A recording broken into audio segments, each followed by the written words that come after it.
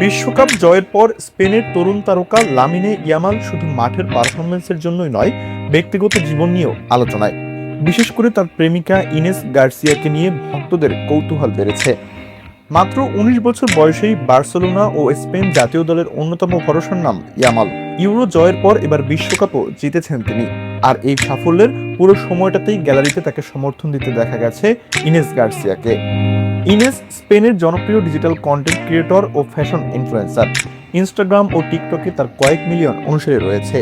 Fashion, beauty ও lifestyle ভিত্তিক content তৈরির পাশাপাশি আন্তর্জাতিক কয়েকটি ব্র্যান্ডের সঙ্গেও কাজ করেছেন তিনি। তাদের পরিচয় কোনো সিনেমার গল্পের মতো নয়। ইনেস নিজেই জানিয়েছেন, সামাজিক যোগাযোগ মাধ্যম থেকেই প্রথম কথা বলা শুরু হয়, পরে সেই পরিচয় ধীরে ধীরে সম্পর্কে রূপ নেয়। 2026 সালে প্রথমবার প্রকাশ্যে নিজেদের সম্পর্কের কথা জানান তারা।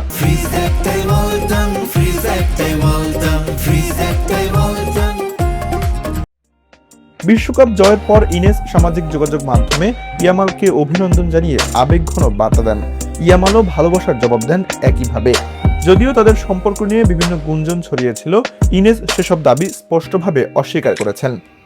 ফুটবলের ব্যস্ত সূচির মধ্যেও এই তরুণ জুটির বোঝাপড়া ও একে অপরের প্রতি সমর্থন অনেকের নজর কেড়েছে। মাঠে ইয়ামালের সাফল্যের পাশাপাশি তাদের সম্পর্ক এখন ফুটবল ভক্তদের আলোচনার অন্যতম বিষয়।